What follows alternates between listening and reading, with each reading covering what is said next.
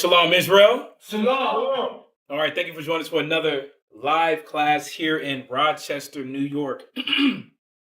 The water for joining. We are back at it. All right, here on this Thursday evening here in Rochester, 1600 Lyle Ave. Let's get the link out, right? Let's get the link out, the Wadi Yahweh, for the opportunity to be back, right? As y'all see, we got a little extra fancy with some of the things around for class, man. It's for brothers and sisters. So you see the work we're putting in. You know, hey, listen, we asked for the support, right? Support the ministry, support the work that we do. All right, right. Bakar said the intro was fire, man. Listen, plead my case to the dear sir, man. Right. A little longer than expected, but you know, we wanted to pay homage not only to brothers that are here in our cities, but also brothers that are in other areas, man. Shaba, Bonabad, Awar, Shamshawan, all these great men, Dawiyad, all the great men. All right. So what's his name? Yeah, Elisha. You know, all those great men. You know, and more work to do. More work to do. Again, the water for joining. Go ahead and get this class link out. Give me a 7 in the chat if the sound sounds good. If you can hear me perfectly, put a 7 in the chat. Put a 7 in the chat to let me know how the sound is going. Put a 7 in the chat. All right. As you see the title for today's class, Learn to Love Correction. You know, correction is needed for Israel, right? But do we like it? Do we love it? Well, that's another question. You know, that's another question to answer. And we're going to go through this class a little bit. You know, it's going to be a series, you know, even just dealing with corrections, because there's so much to pull out with this topic, right? There's so much to bring to our understanding with how we even receive correction, right? Especially how we now interpret what goes on. Let me see real quick. So go ahead and get this link out. What we'll do, we'll start with some announcements. Right? I was about to go into class, huh? Let's start with some announcements. All right. So as you know, we have locations across the United States, Houston, Virginia, Rochester, and we have our brother school as well in San Antonio. All right. So if you're in the area, check us out.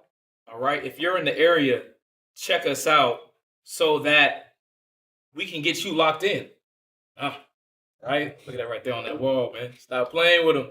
Stop playing with it. The water for the sister, man, that put in work to get this set up. And also those that taught you how to do this. So all praises for the labor that you put in. Again, you see the locations, you see the times for our locations. Hit us up. Hanukkah is coming up. Feast of Dedications is coming up. So get involved. Get locked in, right? So that now you can divulge and get involved with brothers and sisters. Communicate, get to know, right? Relieve some of the burdens that's been on you. Communicate, forget not. Okay. Right? So to communicate, you got to get around. Yeah. You know, like Israel has to stop thinking that you can apply the wisdom as you want to. Right? And that's what we're going to get into today a little bit as well. But again, you see the locations. All right. We have Feast of Dedication coming up on December the 24th sundown to January the 1st sundown. So we'll be holding that here in Rochester, Virginia, Houston, and San Antonio. So if you're in the area, hit us up. Let us know you're coming. If you need some help planning, let us know. The date is coming quick. It's almost a month away. So, you know, save your duckies, save your dollar bills, put them to the side, right, to be able to now congregate, right, and to unify on these feast days, all right? So other ways that you can watch us as well, we have the Blog Talk Radio Show with Mashaba, with Bonabad, with Tazapah out there in San Antonio, New Mexico. You can catch that every Tuesday and Thursday. That's going to be at 10 a.m. All right. And mind you, they have the system to where they have all their classes locked in to where, what is it called? It's called the archives, to where you can go back and check out the other videos that they have. Buffing? Oh, it's good to go? Oh, it's a little delay. Oh, okay. There it is. Also, we have other ways that you can now receive the wisdom, the knowledge. We have the Hidden Truth Bible Show. We have the 5 Minutes of Wisdom. We have the news show. These are all different YouTube channels that we have that you can support, click on, share, that you can also give to your family members, right? That's a little bit easier. Device connected. A little bit easier to ingest, to digest, right? When it comes to this wisdom for a lot of our people. You know, when they start getting the truth of these scriptures, man, brothers and sisters start to get squirmy. Right? Like, I've never heard of that. So, you know, again, we have the Hidden Truth, man, which is more of a documentary style, I think she's on documentary style class for brothers and sisters. All right. Israel Wear, Israel Wear, you can support the school by ordering your garments, your headbands, your tunics, your girdles, whatever you need. The sisters are dedicated in creating whatever you desire, right? We got brothers, man, getting jackets redesigned, right? Skulls taken off, and then the sisters put Yahweh on the back, which was crazy, or Yahweh, that on the back with fringes. Had the menorah on there with engraved leather.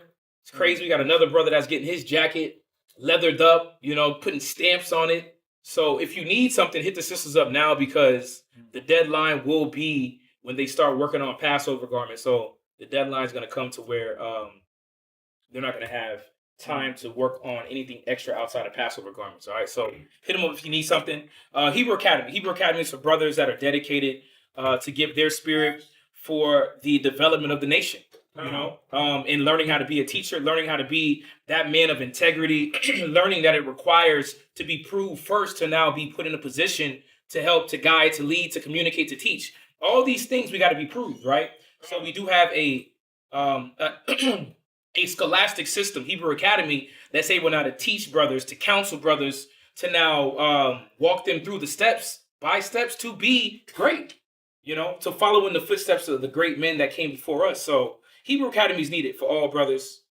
So please hit us up. Tuesday is going to be, Mondays are Virginia and Rochester's Hebrew Academy.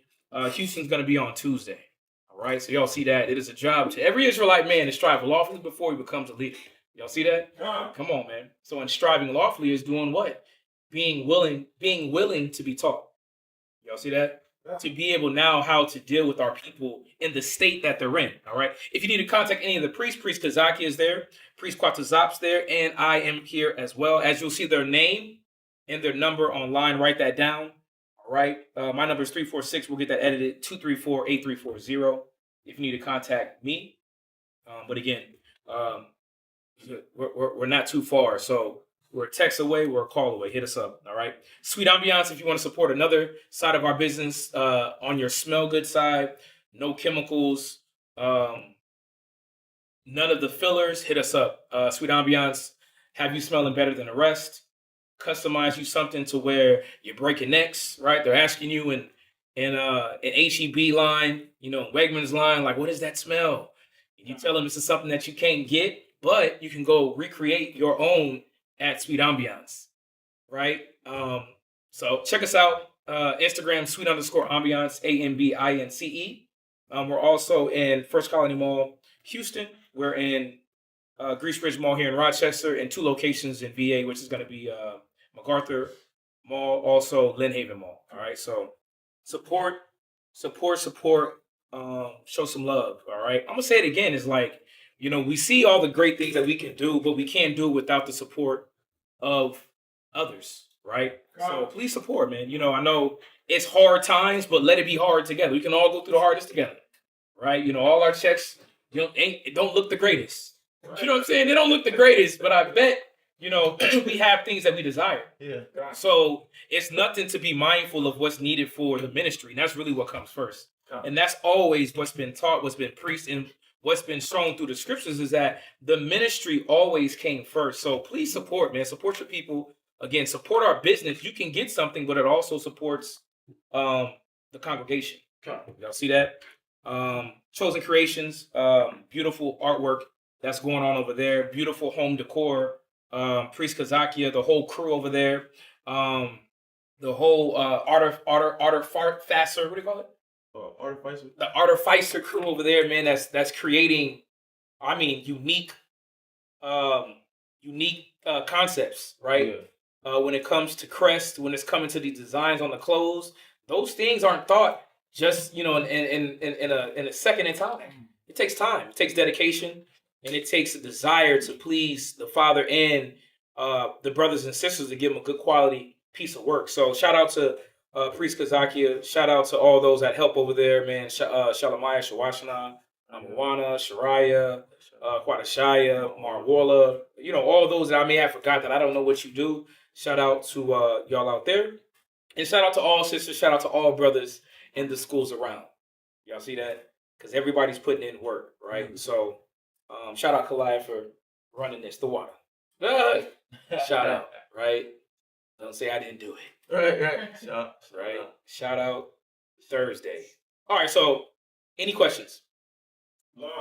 All right. So if not, maybe we'll go into this class a little bit. Like I said, man, it's going to be a part 2 to this, definitely, because there's many points that we can hit on correction, and I couldn't get them all in one class, right?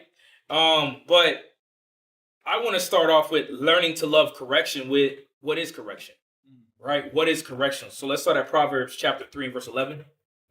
Proverbs chapter 3 and verse 11, right? Because coming in the truth, a lot of us weren't told anything, right? And a lot of us were given a narrative of the scriptures that was more on your pagan worship of the word, right? Which means now that Christian style of learning of the scriptures. And unfortunately, the Bible doesn't subscribe to how a lot of our people think coming into the wisdom, coming into the knowledge. So we really have to even understand from the beginning, what is correction, right? What is correction? So let's read Proverbs chapter 3 and verse 11. Go ahead. Proverbs chapter 3, verse 11. Come on. My son, despise not the chastening of the Lord. Do what? Despise not the chastening of the Lord. The scripture says, despise not the checks, right, of the Father. Go ahead. Neither be weary of his correction. Neither be weary of what? His correction. Right. Neither be weary of now his correction. Go ahead. For whom the Lord loveth. Whom what? For whom the Lord loveth. Go ahead. He corrected. Right. So first and foremost, we know that correction is what? Love. Right? You being told about yourself, right? You being told about your shortcomings, your flaws, your defaults, the areas that need to be developed in you is love. Read it again. Verse 12. For whom the Lord loveth, go ahead. He corrected. Right, he corrected, man. And a lot of us have to come to this realization that correction is love. But let's be real. It takes a mature individual to understand this. You see that? It takes a mature individual to really understand the ways of the Father, because a lot of Israel, they are going to do what? They're going to make fun of correction. Yeah. They're going to look at correction like we're the problem for telling them that they got a problem. Come on. Right? So when you really dive into this subject, you have to have a mature mentality. You can't be a child, and let's go there real quick in that Corinthians. When I was a child, real quick, let me add that in there. 1 Corinthians 13 and 11. Right, 1 Corinthians chapter 13 and verse 11. Right, because a lot of brothers and sisters have issues with correction. Your outlook is skewed in regards of correction. When your husband tells you something, when brothers tell you something, when sisters are now letting you know insight, what happens? We got problems with it, right? We get mad. We get frustrated. Right? We start getting frustrated. I don't know why she's telling me this. Well, it's because you have the problem. But in order to actually receive it, we have to have what? A mature outlook. So let's read this. Come on. 1 Corinthians chapter 13, verse 11. Right. So 1 Corinthians chapter 13 and verse 11. Go ahead. When I was a child. When I was a what? A child. Go ahead. I spake as a child. Right, and that's that child communication when it comes to you being corrected. I don't. That ain't me. I don't know why you talking to me like that. Denial. Right? We start denying things instead of, you know what? Let me at least just hear. Let me consider. I'm not in the streets, right? I'm not in a worldly environment. I'm amongst now care. I'm amongst now the Spirit of the Father. Why would I reject? Right? Why would I now look at what's being told to me in a negative way? Well, it starts here. Do you have the mind of a child? Or do you have the mind of an adult? Right? Are you looking at things now childishly, immature, or are you now looking at correction, the things that's told to you with a mature mind? Because, man, unfortunately, a lot of Israel is immature. Kids. You think it's a game. Right? You like that, right? Your brothers and sisters see the scriptures on the TV. Well, let's read that. Come on. I understood as a child. He did what? Understood as a child. Right. Understood as a child. Go ahead. I thought as a child. Come on.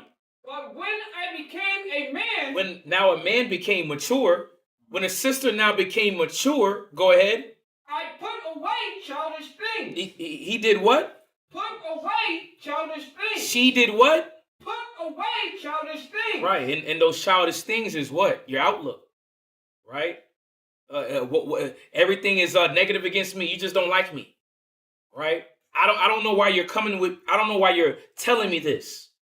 Right? Or even having the outlook as if what? As if your image or who you think you are, right? That you've never done anything wrong. Right? I'm unreproachable. I'm good in my eyes. Right. Right?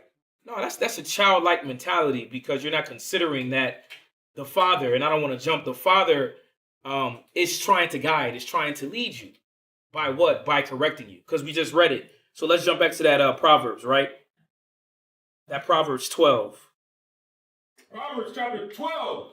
Excuse me. Proverbs chapter 3, verse 12. Yeah, Proverbs 3 and verse 12, right? Go ahead.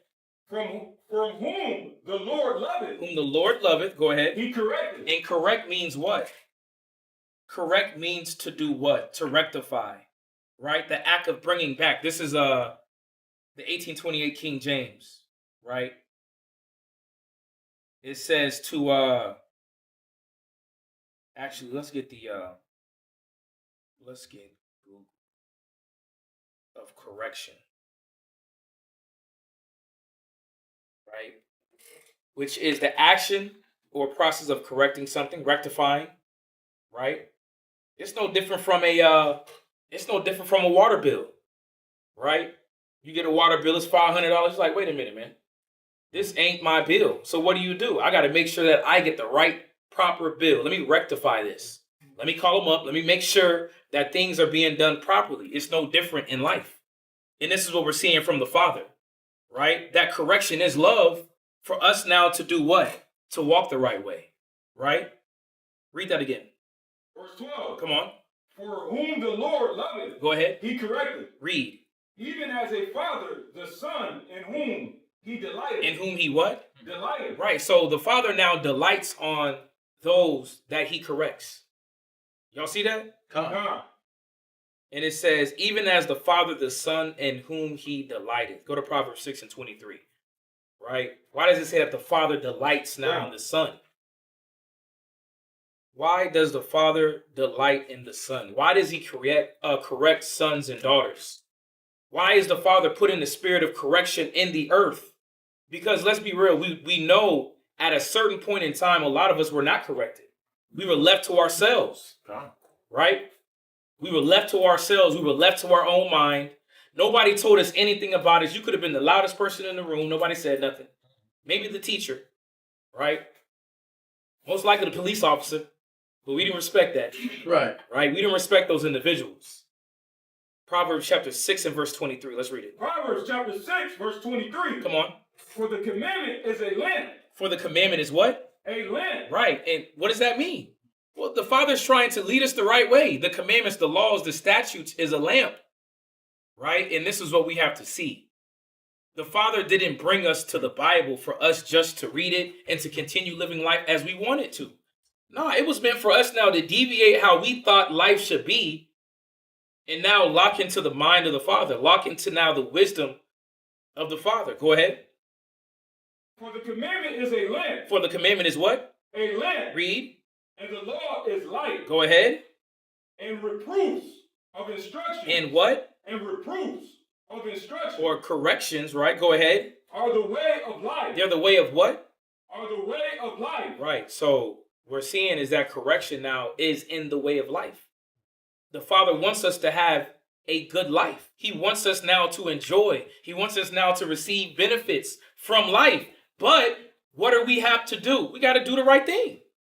We got to walk on the right path. So what does that mean? Well, if we're not walking on the right path, if we're making bad decisions, what has to happen? Correction has to come. Do y'all see this? Yeah. Correction has to come. You know, and I get it. I get it with Israel is because, you know, a lot of us have never truly been loved. A lot of us have never truly had anyone pay attention to us. Right. So now when it's on us, right? Now when we're trying to be guided, the Father's trying to guide you, what happens? We think it's what? It's foreign. Right?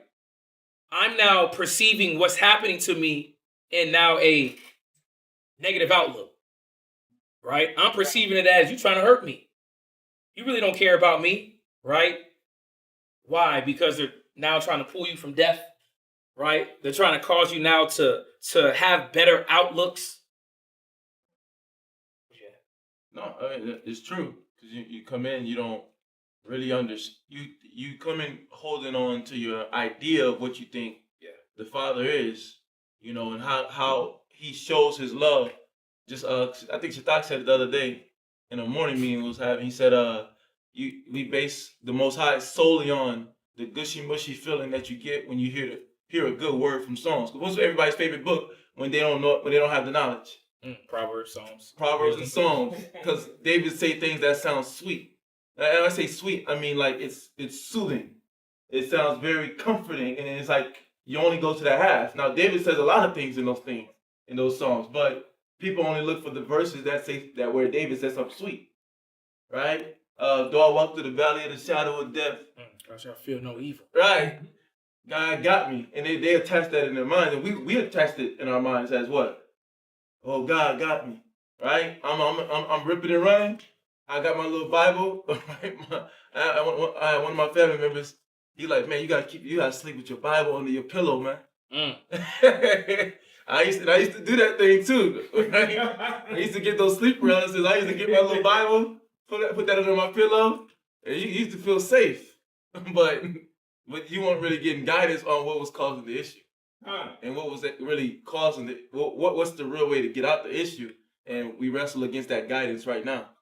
We wrestle against it, some unknowingly, some knowingly, right? But this is the time, like you're saying, the instruction is intertwined with the correction, right? They go hand in hand. They in a relationship. So just on what you were saying. Yeah, and this is why it says it's the way of life. Yeah. Right? It's going to keep you safe. It's going to keep you from harm. But this is the situation that Israel really don't see. Yeah. Right? We're looking at it from a carnal sense when receiving correction. Mm-hmm. Right? Receiving reproof. Receiving and let's use other words, the worldly words, right? Criticism. Right? Corrective criticism. That's really what correction is. Corrective criticism. Right? Trying to get brothers and sisters to learn healthier ways to live, healthier ways to think, right? But what happens? Negative mind, right? Negative mind. Let's go to Revelations 3 and 17. Actually, no, Psalms 19 and 8. Psalms 19 and 8. Right. Improving. which is a synonym for correction. Yeah. Resolution. Adjusting. Adjust yourself, right? Adjust your outlook so that now you can have peace. A lot of us don't have peace because your outlook, you're pessimistic. So you have to be told about now yourself. Listen, you're a little bit too negative, right? You kind of gravitate more to the worst thing that could possibly happen instead of having a glimpse of optimism. Let's balance out the situation. Let's look here, right? But what do our people do? Now let me raise up my psychological defense mechanisms, right? That's gonna deny me what I want, which is what? You want peace, but you don't want to put in the work to bring peace. You don't want to have the understanding to bring peace to you, right? You know, and again, this topic is for everybody because we all have a problem, right? I mean, let's be real. This is something that you have to work on continually. Being told about yourself. I mean, how do you feel when you're told about yourself? Right? Does it just spring up joy? Right? Does your body now receive that with opening arms? Give me more, give me more. Or do you now have to check that carnal mind, the carnal flesh, right? From wherever your mind runs to or wherever your thought process in processing what you're receiving. That's the question. How do y'all feel when you're corrected? Those online, how do you feel when you're corrected? Wives, how do you feel when you're being corrected from your husband? How do you feel? Yeah. Feel kind of embarrassed because like somebody pulling your car like so like damn you got me and, like you feel embarrassed a little bit because somebody caught you thought you were doing right but you check and like nah don't do it like that and you like Right. You're still embarrassed and like kind of like well me I feel kind of disappointed in myself. I don't feel embarrassed because like without correction. Right. Like that, you know what I'm saying? You don't know everything. So that's why you got to be around people that know the right thing to do and know the word. You follow them. Right. Try yourself differently.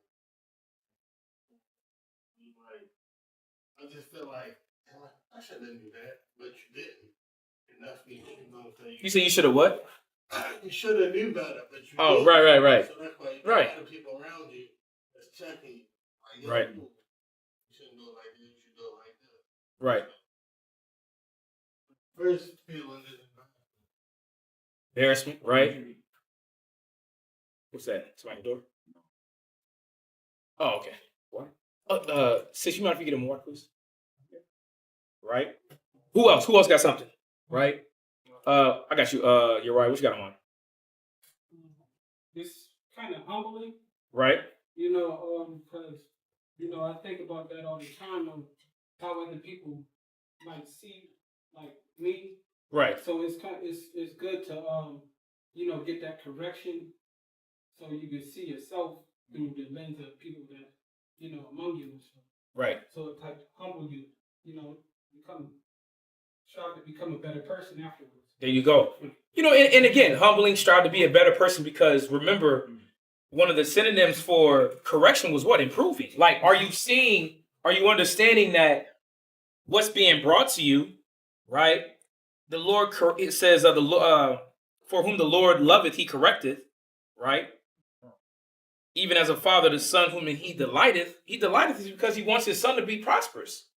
He wants his daughter to be prosperous. So are you looking at the correction in that fashion, right? That is leveling you up, improving you, sharpening your senses, right? Bring into your mind things that you may not have perceived, right? Thoughts or outlooks that, man, damn, good one, good. Again, where 2 or 3, he's there. Right? We can now everybody can add now a good word. Yeah. Right? To where it's like, damn, I didn't even consider that. This is the idea that we have for a business. What you think? Well, this, and this. Damn, okay. That is smart to get some land instead of just getting, spending money on frivolous things. Right? What you have, somebody? Say it again? Oh, then we still don't have any. Okay. Well, that's what you had. Yeah, it's all gravy. Who had their hand up? Who else had their hand up? No, go ahead. What you got? What you have, like? Oh yeah, you know, when you get corrected, Mm-hmm. you know, it's it might not be joyous Right. when you get the correction, but examination and reflection, especially if you got the scriptures going through your mind at the time, Right. it's supposed to be going through your mind, then it's gonna make you examine and reflect on what the messenger has brought to you from the Heavenly Father. Now, some people get that. Oh man, why? It could be where they think it's the messenger, but it's really from the Most High. But if your brain don't compute, if your spirit don't compute it like that, you're gonna be thinking somebody might be a jerk, or this guy is out for me, or you know, who else giving the correction, Right. or just where the mind goes, because Scripture says, Jeremiah chapter 17 and 9 says that this mind is deceitful. So your mind can deceive you.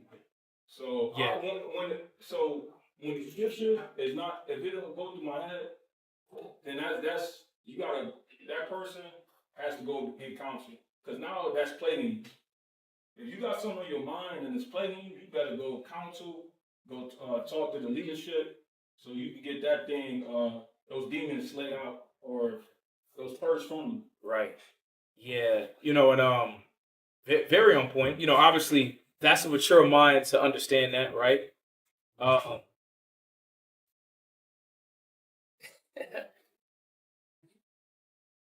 That's a mature mind to have that understanding.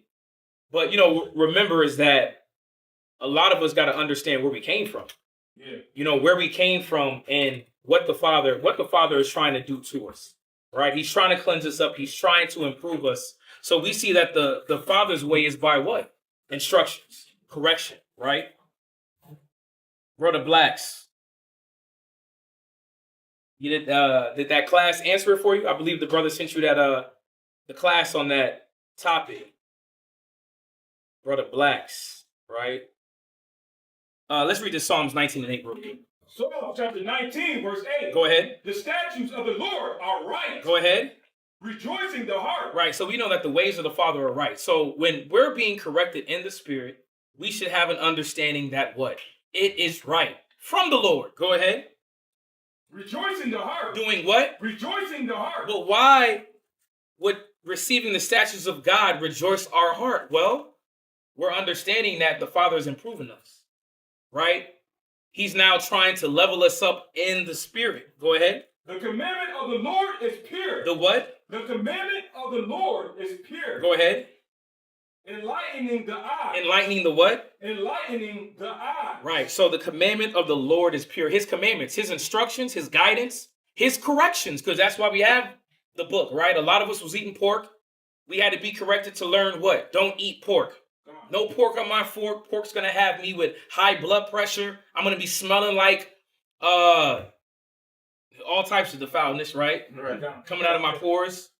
You know, so the Father had to check and correct our ways. I mean, think about it. A lot of us were celebrating Thanksgiving that's about to come up.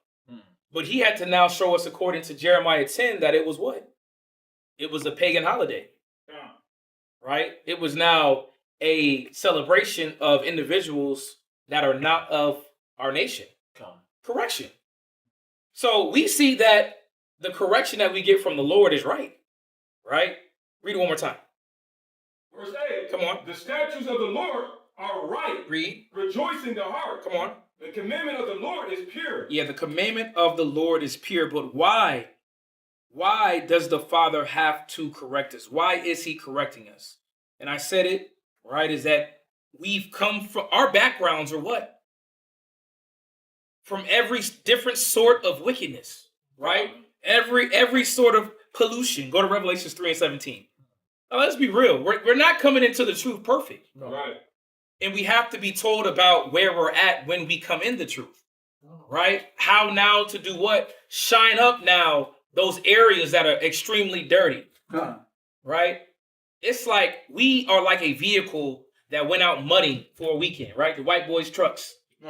Big trucks. I mean, we ride them too, right? Yeah. But you went out muddy. What you gonna do? Just leave that car muddy like that? No. You're gonna make sure when it comes back to the house it's clean. Why? Because it's gonna dirty up everything around it. So this is what the Father is doing with Israel, right? He's trying to clean Israel up. But let's read this. Come on. Revelation chapter 3, verse 17. Revelations 3 and 17. Read. Because thou sayest, I am rich and increase with goods. Right? And a lot of us come in the truth like that. We got money, right? I got goods. I got a good job. I have a good education, right? I've had a good upbringing that I've increased in goods. I am rich. I've increased with goods. Go ahead. And have need of nothing. And have need of what? Nothing. I don't need anything when it comes now carnally, right? I don't need anything when it comes now to the things you can attain in the world. Go ahead. And knowest not that thou art wretched. And knowest not what? That thou art wretched. Yeah, wretched. The Father says, do you not know that you're wretched? That you need help, right? You need some counseling. You need some guiding. You need some now corrective criticism to now cause you to move in the spirit after Christ, right? Move more like Christ. Go ahead. And miserable. And what? And miserable. Give me the definition of wretched real quick. It says wretched and miserable because money doesn't make you, right? Money doesn't make you. The scripture says when your riches increase, right, put your mind not to them, right? Wretched, miserable, sunk in deep affliction or distress, right? A lot of us have been through a lot of pain, right? A lot of us have been now within the pain abused. So what does that mean? Our outlook, our understanding of life is jaded, right? So now the Father's coming in with his love to do what? To correct us, to elevate us, to elevate that mind, to ease the pain. We got to understand this. That correction is needed is because we are naturally what? We're naturally wretched. The scripture says that we were beasts. Yep. Read that again. Go ahead. Wretched and miserable. Right. And poor. Right. What does it say for wretched? Wretched. Uh-huh. Extreme misery. Right. Or unhappiness. Extreme what? Misery. Right. Or unhappiness. Right. And that's the point. A lot of us have extreme misery or we're unhappy, even though you can pay for your rent every month. Right. You're riding a nice high dollar vehicle, right? You're able to eat out every day. You got a savings account. The rich is miserable. Let's be real. Why? It's because the things that they practice, right? The mentalities that they hold on. So the Father is now coming to Israel saying, listen, let me help you out with what? Correction, with some guidance, with understanding. Go ahead. Wretched and miserable. Come on. And poor and blind and naked. Right. It was a book by the brother out of VA. Wretched, pitiful, poor, blind, and naked. That's actually a book that No Malice or Malice from Clips. He wrote a book called Wretched, Pitiful, Poor, Blind, and Naked. It was actually an album that he came out with as well. But that's the state of man, right? We're coming into the truth with hurt, harm, with baggage, a lot of baggage, right? When it comes to relationships. So now when it's time for me to receive counsel, I don't see it as I'm supposed to. I see it more from that broken relationship that I had before angle. I don't know if I can trust you. I don't know if you just want to use and abuse me, right? So the Father is saying that he's showing love and the care, right, by coming to us with correction. Go ahead. Verse 18. Come on. I counsel thee to buy of me, right, gold tried in the fire. Right. The Father says, come and buy of me that wisdom. Go ahead. That thou mayest be rich in white raiment. Come on. That thou mayest be clothed. Right. And that white raiment represents righteousness. Right. So the Father wants us to take off those shags of clothes, right? To now rid our minds of the filth and put on now righteousness. Put on now that excellent way of thinking. But how is that going to come? Correction, right? Reproof. You know, and the cool part about it, as we go through it, it just sounds so, it's so simple. It seems simple, but why do we have such a battle why do we battle so much with receiving it? Right? How's the common way that we receive correction? Do I have to now sit in my mind and juggle the thought of what I desire, how I don't agree with that, to then now go back to say, well, this is a man of the Lord, right? How are we now perceiving? How are we receiving this correction? Go ahead. And that the shame of thy nakedness Come on. do not appear. Read. And anoint thy eyes with eye shine, Come on. that thou mayest see as many as I love. As many what? As many as I love. And this is going back to what correction is. As many as I love. Go ahead. I rebuke. He does what? I rebuke. Yeah, he checks. So we see that correction is what? Correction is love. Y'all see that? He loves us so much. He's striving. He's fighting for us to be what a lot of us do desire to be, which is the elect, right? Which is to be saved from our present condition. But what is it going to take? It's going to take us to change our ways. Acknowledge the negative that we do. Acknowledge now the issues that we have to deal with to be able to now be the bride that Christ is waiting to receive. Y'all see this? Go ahead. As many as I love. Come on. I rebuke. Read. And chasten. Right. So you see that correction comes with that chastising, comes with rebuke. But we know that this is a form of what? This is love. Go ahead. Be zealous. Be what? Be zealous. Go ahead. Therefore. Uh-huh. And repent. Right. Be zealous, therefore, and change. Receive the correction. Ecclesiastes chapter 18 and verse 11. In your apocrypha, Ecclesiastes chapter 18 and verse 11. So just going through these first scriptures on what correction is. As we're seeing, correction is love. Right? Correction is us understanding is that we need the help. Israel needs help. A lot of us got psychological issues. Right? And we're not allowing the healing to happen. The correction is the door opening for our healing. That's both men and women. Yeah, the Father doesn't want us to be in this destitute mind, man. Right? This broke down spirit. Every time you come to class, it's woe is me. I'm keep being told about myself. Anybody says, I'm like, well, damn, the Father must love you. Right? Because there's now a spirit that's striving to polish you up. Definition. What you got? It says, correct. It says to bring to the standard of truth. There it is. It says to correct manners or principles. So just like you're saying, and like the scriptures are saying, the Most High is trying to bring us to that standard. Yeah. So he's trying to really up our standard to what we used to be when we were moving in the right spirit. Right. When you look at the Solomons, the Davids, the Ezekiels, the standard in which they moved in. Like think about even Tobit, right? Somebody people don't really talk about. The manner and principle in which he moved in. His fear for the Most High, even though that they didn't want them to bury those dead bodies, he still was what? Caring for his people and caring for the laws of the Most High, to where he was still going out to bury the people. And if you didn't see it, Shatat did a very detailed class on that a couple years ago, just on how intense it was of an environment with them dealing with those dead bodies. But his love for the Lord and his fear for the Lord, that he learned it though at an early age from the correction he got, so that he can respect the standard that the Most High wanted him to respect. And vice versa for a sister like Susanna. For her to get to the point where she respected the standard of the Most High, it had to come from all the correction. Yeah. And it's the things that, and just on what you're saying, the correction also, for the synonym for correction was also remedy. So a remedy is something you take to eradicate a demon. A remedy is something you take up to eradicate a sickness, an illness. And we know they classify mental illness as a sickness and a disease, because that's something that causes you to not function in life.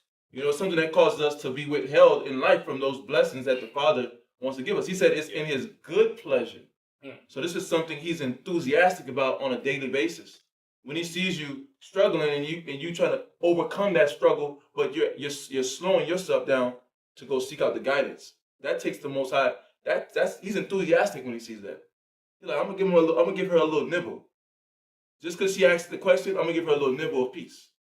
I'm gonna give him a little nibble of peace just because he asked. But we gotta see that we gotta understand what correction is. Don't let your high school teacher, your football coach, your basketball coach, your science teacher. If you went to a prep school, don't let your white teacher still stink in your head. That little ruler they had in class, and they used to. Because I know, well, your generation, you didn't really see that, but they used to be able to whoop kids with the rulers in school, right? But some of these people came home they came to the school with anger, right? Because they was dealing with their own kids and dealing with their own problems. But you can't let that form of correction, that wrong form of it from the world, still gravitate into the knowledge to where now you don't see what the Most High is constantly saying. He repeated from Genesis on to Revelation about that correction and it being love. Right? On just what you saying, the teacher back in the day, the teacher whooped you, then you got home. Your mom was whooping you because your dad. I don't remember nobody whooping no teacher. I was in. Like a teacher. Yeah, I never see that one. Oh yeah, my brother got took to the teachers. I guess that's certain areas. They weren't doing that in Texas. That was in Memphis right there. Right. That was the last time I seen of that though. They took him to the principal office, gave him a double ruler, long, about as long as this. The principal had two of them stacked together. So you get whooped by the teacher, and then when you got home, because your dad was at work, you get whooped by your mom first, and then say the best for last, it's the dad. And when he whooped on you, he put his paws on you, it's like, whoa. Oh yeah, right. But you missed, you through all that time, especially because like that whooping wasn't mingled with conversation after. Like y'all probably like everybody here do with their kids. You probably whoop your kid. I know Tara was like, I ain't whoop my kids, but he's like, but we're learning now, right? We're learning the wisdom. But when you whoop your kids now, you talk to them. You let them know why they got whooped. Yeah. But your parents didn't do that part. So you're missing. They wasn't showing you the proper love of what correction was even for. So you didn't even get the full lesson of why you got the whooping. You just was getting whoopings, and then you started to look at your mom with an evil eye. You started to look at your dad with an evil eye. You start looking at whoever's that guardian at that point in time with an evil eye, right? And this is for the people that's what you was getting whoopings that was out of love, but love that couldn't be shown because they didn't have the wisdom.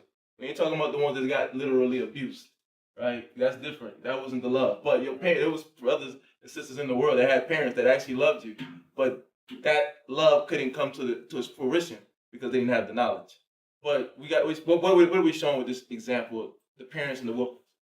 You misinterpreted the correction from the whooping because you didn't get the wisdom that came with it. You see that? And now you have a skewed outlook and you don't see correction as love. But now we're here to clean up that outlook. Yeah. You have that issue with rebellion against authority. Yeah. You don't like government. Nope. Don't nobody gonna tell me nothing. Dad really wasn't there. He gave his skewed wisdom. I'm not rocking with anybody. I can lead myself. Right. And that's dangerous. Yeah, but my mom whooped me, man. It really did keep me out of harm's way, keep me out of trouble. Gone. As it's supposed to. A single mom did what she could. Yeah. Yeah. But I'm gonna be honest, man. She took that thing like a sport. I remember, man, I ran on, because I had a bunk bed. I jumped on the top of the bunk bed. She got creative with it. She tied three belts up together and made sure she hit me when I was near the window because she was like, I'm gonna tear your butt up. And she hooked me. I could. He probably was a hard-headed child, man. Yeah. She had to break through some kind of way. It's like, well, how can they show the children that you're not living life appropriately? Right? You're not in my house. You're not. You're in my house, but you're not following my rules. Yeah. What other way, like you said, without the wisdom, could they now, be able to teach you? Huh? They burning up on the inside. They like, I gotta get this rage up. So yeah, you feeding it. Yeah. So again, we see that the Father is showing us that we need the help. Right? We come from these these backgrounds, man, of, like you said, mental issues. Listen, just life itself. right? The hard knock life of an Israelite. You know, every Israelite thinks that his story is the worst story. You know, and with that, no, for real, with that comes pride and ego. It's like, you know, you really don't know where I've been at. Yeah. So it's hard for them now to receive understanding. It's hard for them to receive the help because they think that they know. They feel as if nobody can understand me. So what you're telling me ain't fit for what I need. It's like reverse psychology. It's like, no, brother, we got exactly what you need. Go to real quick before you was at Ecclesiastes 18:11. Go to Ecclesiastes in the Bible 3:18. So hold where you're at.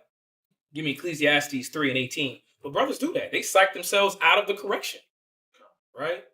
Like the father's inspiration put on this man is not going to be able to help you in something that you think somebody don't know about. Come on, man. It's madness. But this is why the Father is constantly doing what? Sending out the correction by his prophets, by brothers, by sisters, right? So let's read this. Come on. Ecclesiastes chapter 3, verse 18. Come on. I said in my heart, Read. concerning the estate of the sons of men. This is the estate of men, right? So before we had the truth, right? Listen, even in the truth, let's be real, because a lot of us, we're still, everybody's still cleaning themselves up. Ain't nobody perfect, right? We're fighting to do what? It says, concerning the estate of men, the mentality, right? Go ahead. That God might manifest them. That what? God might manifest That them. God might show. Read. In that day. Come on. Might see that they themselves. That they might see that what? They themselves. Go ahead. Are beasts. Right. Because a lot of us, again, we're living life through our lenses. We don't perceive how we move, how we talk. Because a lot of us are still what? Rough around the edges. So you need somebody now to come and show you and search you out to say, listen, sis, you could have said that differently. Right? You could have made that decision. You could have made a different choice in that decision. Listen, you may not have understood all the outcomes, right? So the Father is showing us through correction that, brother, you ain't got it all together, man. Like you still beastly. Why'd you say it like that? You know? Yeah. Why did you break down? Listen, why'd you break down? Why'd you counsel that person like that? Why'd you start from that angle? Listen, like I would have started here because this was the problem, right? So the Father is just showing us is that we just need the cleanup, the improvement. Read it again. Come on. God. I said in my heart concerning the estates of the sons of men. Come on. That God might manifest them, and that they might see that they themselves are beasts. Right. That they themselves are beasts. Right. That we're wretched, pitiful, poor, blind, and naked. We need the help. Ecclesiastes 18 and verse 11. Ecclesiastes chapter 18 and verse 11. Learn to love correction. The Father is trying to elevate us. The Father is trying to make us better men, better women, right? After the influence of the Spirit. Y'all see that? Not of the world. Not of how we generate how life should be, right? Well, where we think we should be at, how I think I should think. No. It's after how the Father imagines us. What he wants us to be. So let's read this. Come on. Ecclesiasticus chapter 18, verse 11. Ecclesiasticus in your apocrypha, chapter 18 and verse 11. Go ahead. Therefore is God patient with them. Right. It says God is what? Patient with them. Right. So the Father's patient because he knows where we're at. He understands where he left us at. And he left us amongst what? Filth. He left us in the midst of the Gentiles, of the nation. So what would we have picked up? Right? What would we now be affected by through all the pain and all the punishment that's been upon us? I mean, just run through Deuteronomy chapter 28. The raping, the robbing, the pillaging of our people. Right? The single parent homes. Single parent mother, right? Single mother, raising 5 children. Come on, you'll get that, like you said, Uriah, that over aggression, right? Those whippings might be a little bit more harsher, right? She might catch you in the moments where, like you said, out the shower. Like, good God. Yeah, but mind you, come on, the woman's trying to get through, right? Like let's the drug abuse. What has that done to the psyche? Drugs itself. What has drugs done to us? Right? How has the weed smoke now, right, affected your brain, your thought process, your outlook, your processor? So it says that the Father was, read it again. Therefore is God patient with them. Come on. And poured forth his mercy upon them. Right, and we know that mercy is what? That's that correction. That's that continual teaching. Go ahead. He saw and perceived their end to be evil. Right, so the Father now is saying that I'm correcting, I'm giving these men and women my guidance because I see that they're leading themselves down to a dark ditch, a deep ditch. I perceive that their end is what? Perceived evil. Right. I perceive that their end is evil. A lot of brothers and sisters, if you didn't have the guidance that you have right now, who knows where you'll be? I mean, let's be real. Right? A lot of us are in pain now because of the lack of receiving the counsel. Right? His instruction. But think about if you didn't even have an inkling of the wisdom, an inkling of the knowledge. Where would you be? Right? Where would your family be? Would your daughter be with you? Would you be with your man? Would you have the house that you with? Would you have the job that you have? A lot of us would have been fired quickly. Why? Impatient, easily frustrated, disrespectful. Come on, black folks love to be disrespectful and think that there's no consequences. I can say whatever I want to, and I'm going to still have my job tomorrow. Man, please. So the scripture says is that he perceived their end to be evil. So he sent forth what? Brothers and sisters. He sent forth correction. Go ahead. Therefore, he multiplied his compassion. He did what? Multiplied his compassion. Come on, man. Long suffering with Israel. Come on, man. Israel is full of what? Liars. Con artists. So the Father is passionate in being patient for our people to what?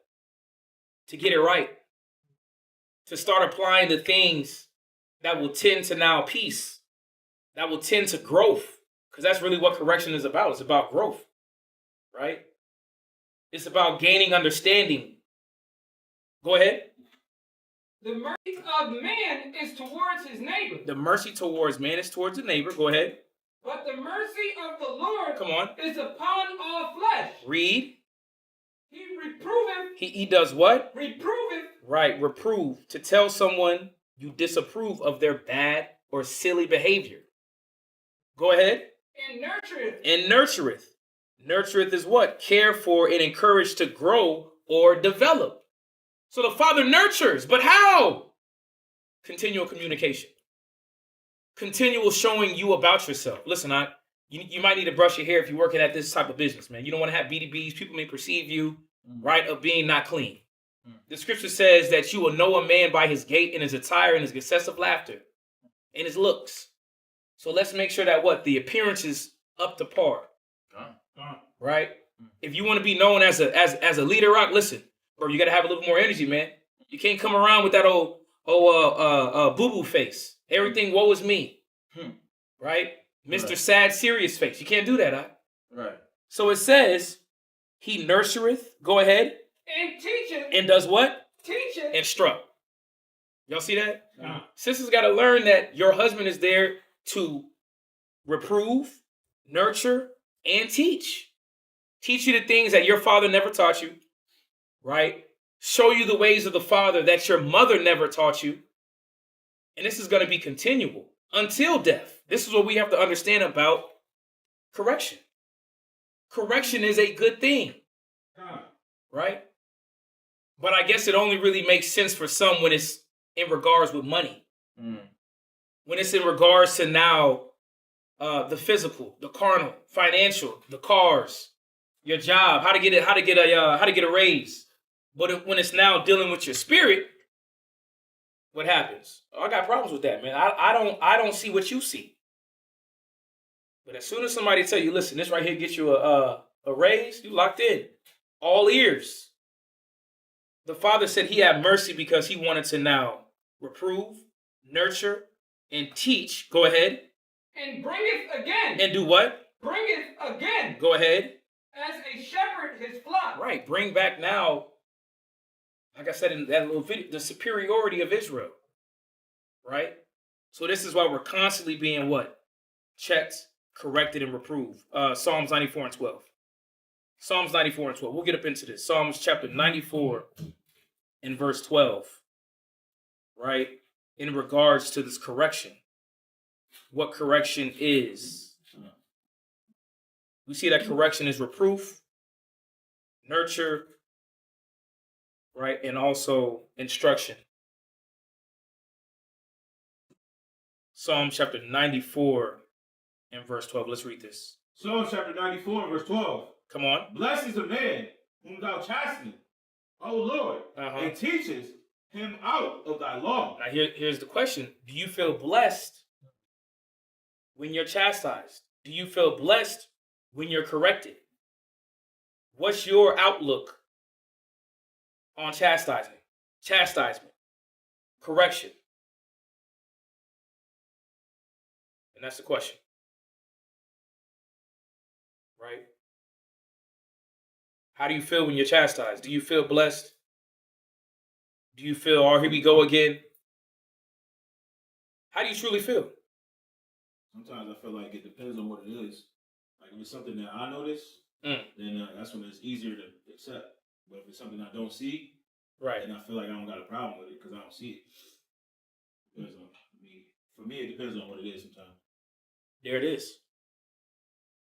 Right? But even that thought process, right? I like it. But we know that what? We're not all seeing.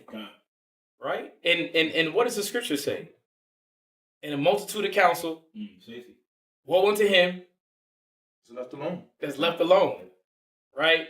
So we know, what else does it say? It says, every man will proclaim his godliness, but his friend will do what? Search him out. Why? Because there's areas that you might not see. There's also moments in time in your life where your knowledge and wisdom won't pick up on what's going on, right? Your senses aren't engaged to even see the little minute details that could change something drastically. You know, and those are the moments where, you know, we have to remember to say, damn, okay, Tawada Yahweh for helping me. Tawada for the correction to do what? To improve me. Right? But I like that though. Right? The things that I see, it's more easier to correct. But now the things that's being told to me, right, that are new is a little bit more harsher. Why though? Why? Well, because you don't really see it. It's like why do it matter? Like sometimes it's like why do it matter? There you go. You know, it's like it's small to you, but if somebody picked up on it and could see it, then it's obviously a major thing. Right. Right.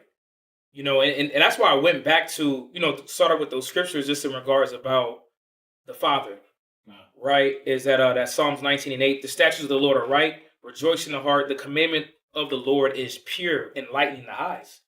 Is that there's a lot of things that we don't pick up, man. There's a lot of things that we are we have no understanding of. Right? Again, Ecclesiastes 3 and 18, we're beasts before the Father. So our understanding isn't there. You know, yes, the clothes, the hair, we might have that. But are we in tune with now how our tongue is now being received by others? Right? Who else got something on in regards of receiving correction? Yeah. Do you feel blessed? Until it happened, you wouldn't know if you blessed or not. But it is a blessing because it it's making you a better person. Right. It's helping you to when you get the realization of it, you'll learn that you could be offending somebody, and then it'll build you up from offending less. Right. Yeah.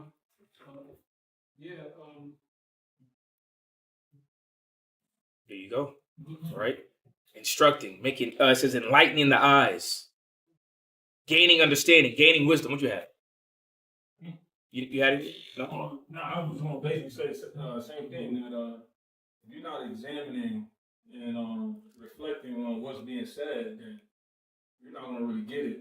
Or if you don't do that, you just might have a spirit on you where it can begrudge 3, 4, 5 months, a year from now. So Right. you just gotta examine it when you get in the council. You gotta examine the whole situation. You know, all the variables. Right. What I mean by that is like just hearing what was said, understanding where the person is coming from, because like Pierce just said, like you might not see it. Right. You might not see it, and somebody else might pick up on it, and that'll have you shining more like the go to affairs. Right. First, so yeah. There you go. There you go. Because again, it should be a blessing, right? It should be now something that we are pleased with. Let's go into this, right? Let's go to Nehemiah 9:20, right? It says, blessed is the man whom thou chastise, O Yahweh, and teachest him out of thy law, right? But let's ask ourselves, how do we normally respond? How do we respond, right, when we're told about ourselves? And this is the thing about it. Why am I going through this route is because there's nothing new under the sun, right? And we have to now correct and check ourselves that we're not doing the same thing as our forefathers when it came to now the guidance of the Father, right? So what was Israel's natural response to correction? How did Israel respond to correction in the scriptures, right? How did they respond? Nehemiah chapter 9 and verse 20. We're going to get somewhere with this. I know it's slow. We're going to get somewhere with this. Nehemiah chapter 9 and verse 20. Nehemiah chapter 9, verse 20. Go ahead. Thou gavest also thy good spirit. Right, so the Father gave us his spirit, right? He gives us his love, but do we receive it as love? Do we receive it as the good spirit, right? He's given us the things, the tools to now allow us to have the peace, allow us to have lasting relationships, but are we receiving it, right? Are we denying it because of pride, because of ego, because of rebellion? Go ahead. To instruct them. So he did what? Thou gavest also thy good spirit. Come on. To instruct them. Read. And withheldest not thy manna from their mouth. Right. So he blessed, right? He gave us what we needed in our time of need. The manna, the food. Go ahead. And gavest them water for their thirst. Go ahead. Yea, 40 years. Didst thou sustain them in the wilderness. Right. So speaking about when we were in the wilderness, the Father was there for us, right? Even today, give you a house. He gives you the spouse that you desire, right? He gives you now the clothes, the shoes.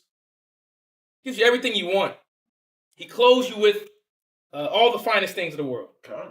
Right? And let's say you don't have all the finest things. Your refrigerator full. Right. Right? Black card, EBT card is there. Right. How do we now treat the Father when he comes in to say, you know what, listen, I know you got all this going on, but let me polish this up a little bit for you. You got to switch this up a little bit. How do we receive that? Verse 26. Verse 26. Come on. Verse 26. Verse 26. Nevertheless, they were disobedient. They were what? Disobedient. Yeah, disobedient. Go ahead. And rebelled against thee. Here we go. Rebel. Rebel against what? That correction, the guidance. This has always been Israel's natural way to now fight against the Father's correction, his guidance.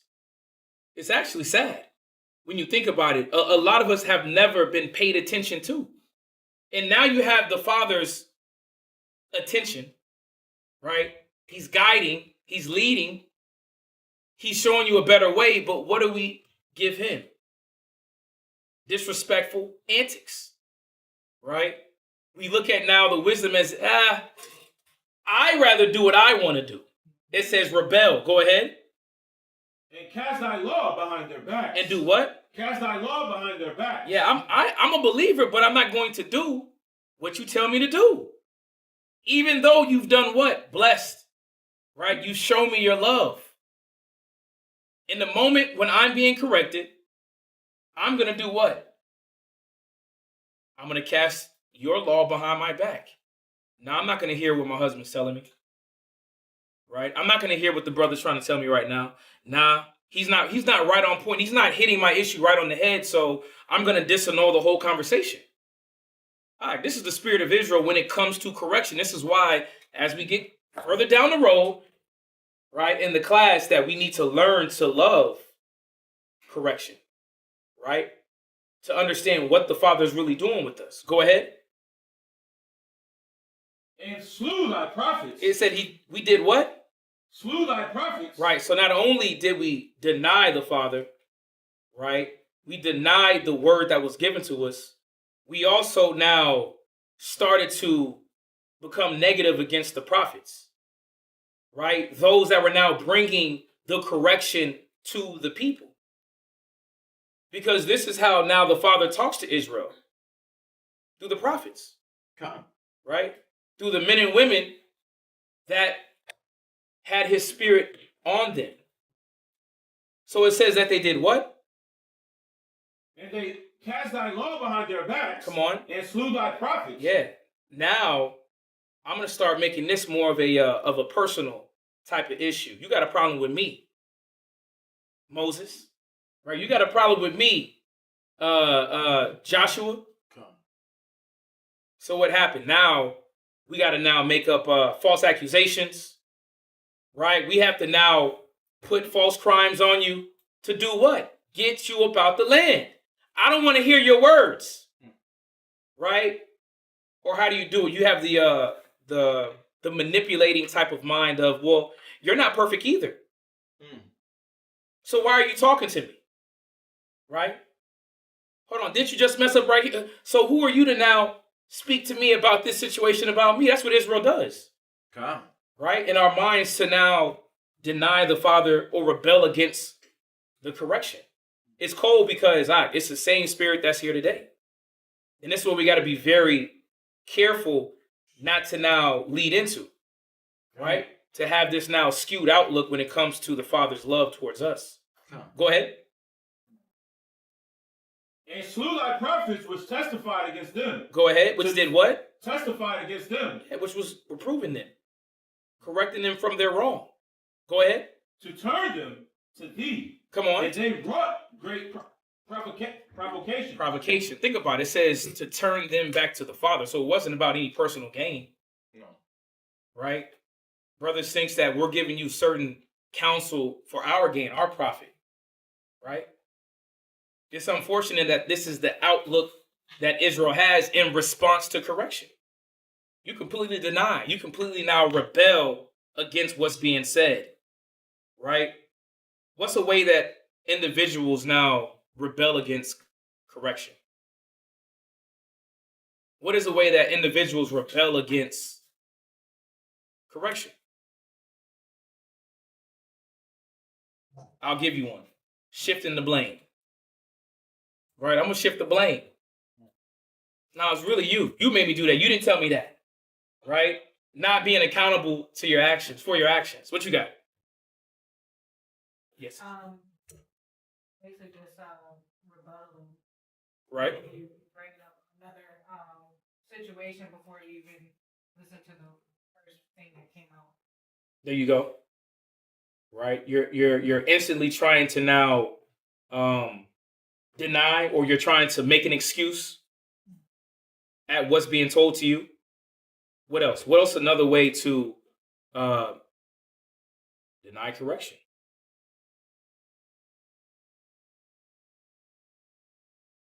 Let's think about it. Let's think. What you got? Like, blame it on you. Like, if he wouldn't have did that, I wouldn't have did that. There you go. You're not taking accountability. Right? Shifting that blame. Right? Shifting the blame now on other individuals. It wasn't me. Right? You know, I've never did anything wrong. I don't know why y'all have this assumption about me. Right? What else y'all got? What else y'all got? Huh? Manipulation is a big one, though. right? And it's heavy amongst Israel. I'm gonna now make the situation seem like it's something else, right? Oh yeah, the reason why I acted like that was because of this. A whole different tangent, causing confusion, right? What you got, Smile? I think another way is when someone's correcting you and in your mind you're not even listening to what they're saying or acknowledging it. There you go. You said you're not acknowledging it at all. Why? Why does that spirit of not care jump on? Huh? There you go. What else? Right. Right. All the major issues of on Israel, right? Pride, ego. What is Zechariah 7:11? Just on that point. Zechariah chapter 7 verse 11. Right.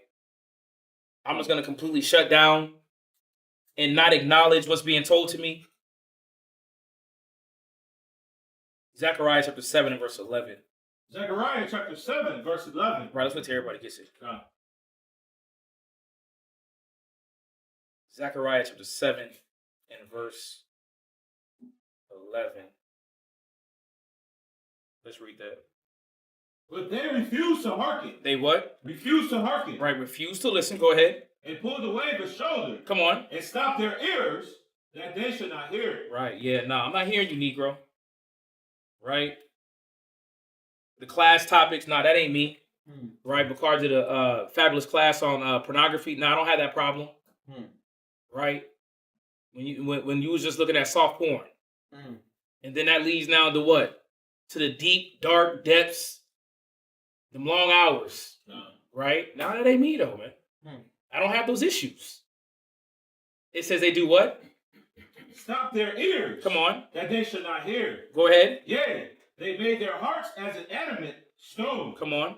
Least they should hear the law. Go ahead. And the words which the Lord of hosts has sent in his spirit. Sent in his what? Sent in his spirit. Go ahead. By the former prophets. Go ahead. Therefore came a great wrath from the Lord of hosts. Right. A great wrath now came upon Israel. Ecclesiastes 21 verse 15.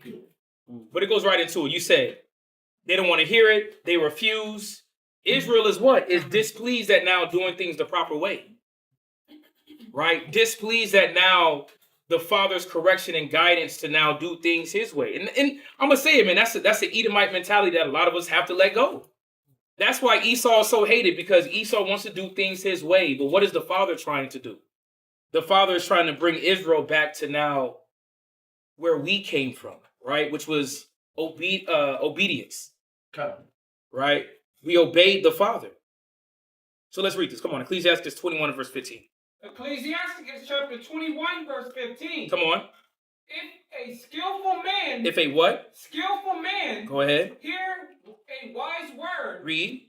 He will commend it. Right. You'll be excited. You'll be energetic to add to now the statement that's being made. Go ahead. And add on to it. Come on.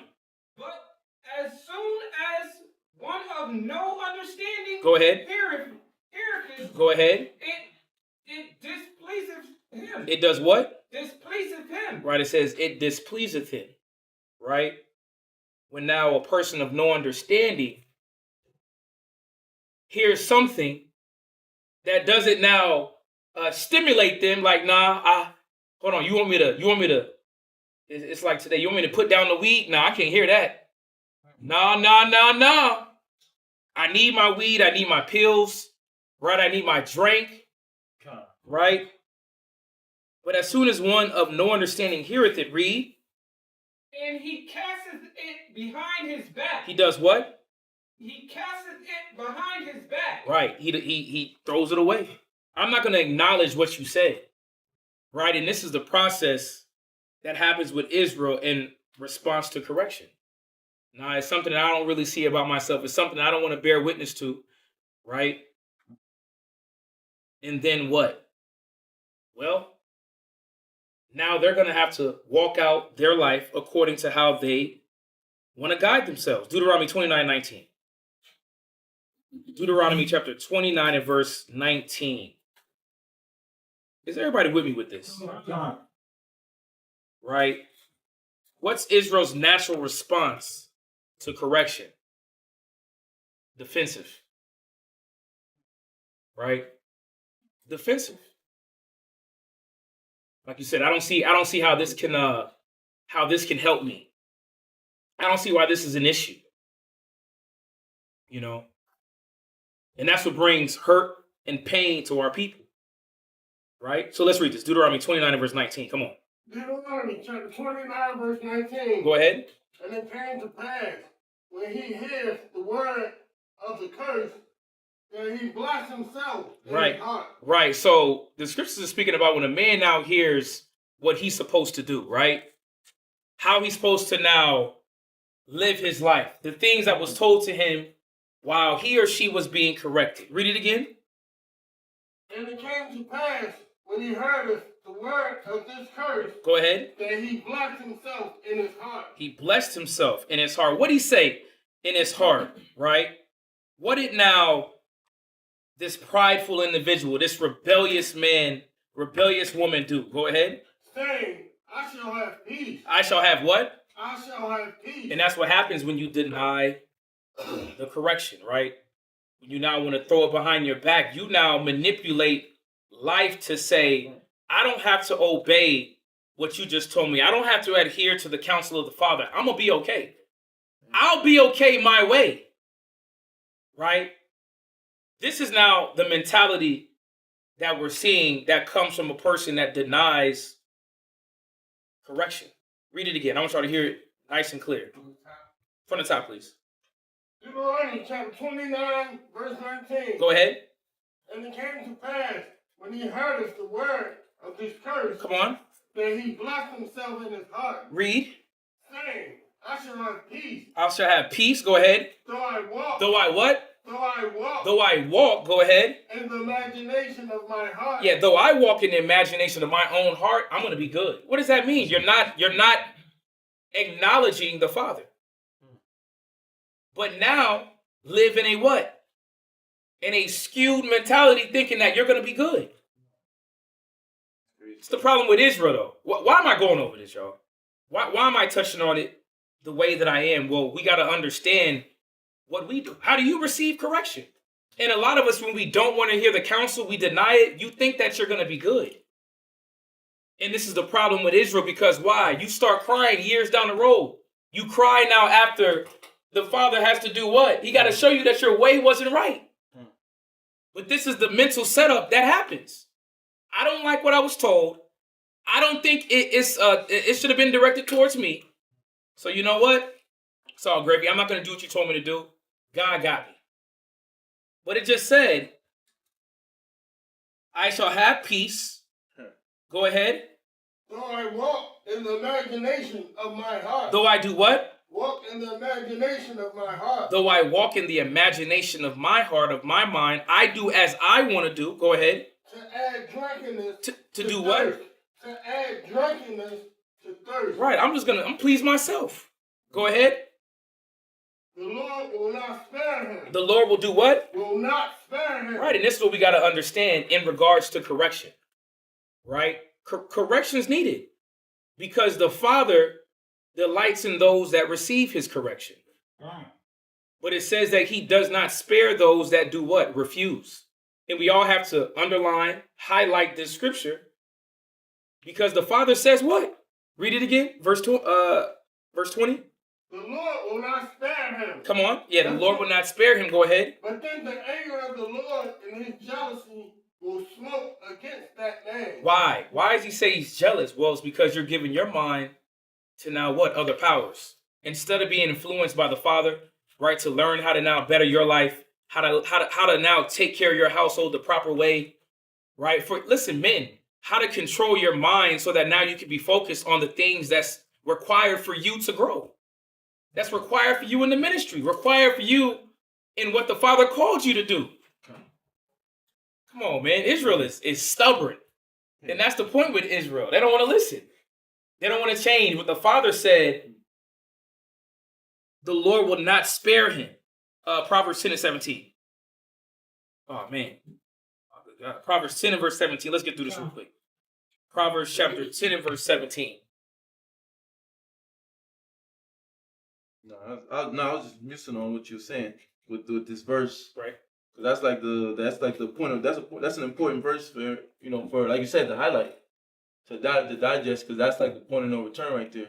In the sense of this, you can return, but you don't want to go that route because, like we know, we had a brother that passed away who played with that spirit. Right. So, and he passed away in a manner that a man that's given himself to the Most High shouldn't. Right. Defending somebody that's doing something negative. And it's like that scripture. Everybody, when you try to learn to accept correction or accept guidance or even just accept this life when you're dealing with yourself, nobody even around you. When you're just dealing with yourself and nobody's around, when you learn to accept the life, the wisdom, the knowledge, the truth, the real way we're supposed to live, right? You wrestle with this thought process on a daily. This is something that goes through somebody's mind on a daily, that when you're wrestling with the knowledge, you said, I'm gonna have peace though. Right. Because even though I ate this pork today, I'm still gonna have peace. Even though I was watching porn today, I'm still gonna have peace. Even though I blew off the priest today, I'm still have peace. Even though I blew off the elder sister today, I'm gonna still have peace. Right? Even though I knew what to do, I knew the right thing. Right? I'm gonna spray the desk, I'm gonna sweep the floor, but I'm tired. I don't feel like walking up to the speakers to switch it off. I knew the right thing to do, but I ain't do it. Right? I knew to spray the whole kids' room down, but I didn't. I only sprayed the refrigerator part. But that part be like the dangerous part, because they'll be like, and then you walk away and you are good. The funny part is you are good physically. You walk away and you don't got no scratch. But that's what the trick be. Yeah. That's what the trick be for yourself though. Because the Most High is not trying to play a game with you. He's not trying to trick you. He's allowing you to just go into your own mind, because you went to this thought process of I'm gonna be good, right? I got the new crib, and I'm like this. Brothers thought I wasn't gonna be good because I ain't around. I got the new crib. Bump that, priest. What you was talking about? Right. You tried to bump that on me. Bump that on you. Right? With the new crib, I'm gonna flex. Yep. Right? And you think you're good, but that be the trick. That's the booby prize. Who's somebody that's famously known for not a good reason? I'm gonna say infamous in the Bible for being tricked. He tricked himself into thinking he was good, but then the Most High had to smash him. Yeah. But what's one he's talked about every year, right? Everybody's talked about every year, right? But this guy's pointing out Pharaoh. Okay. Yeah. Pharaoh.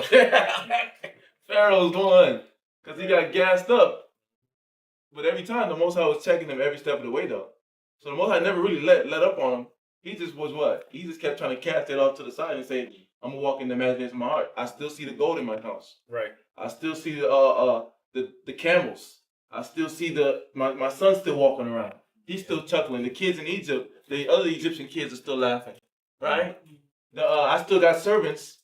This guy Moses and Aaron walking in my building, but I still see Hebrews walk. When they walk out, I still see a Hebrew servant coming to give me water.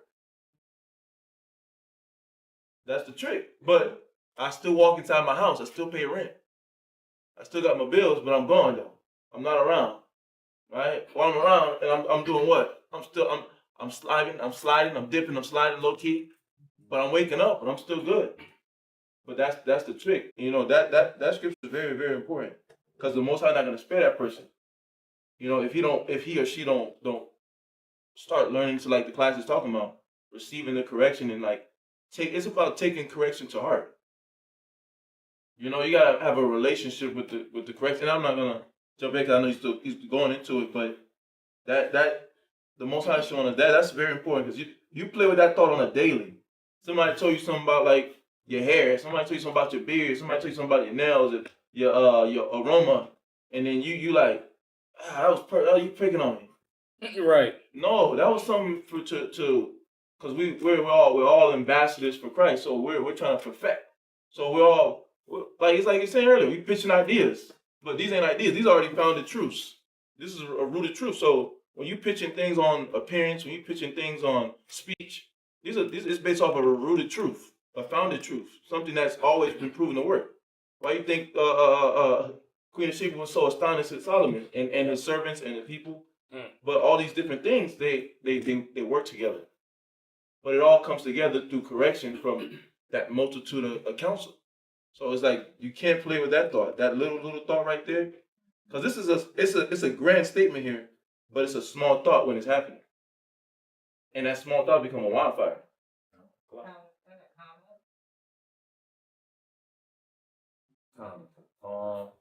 Gotcha. Oh, come on. Hey, listen. Proverbs 10:17.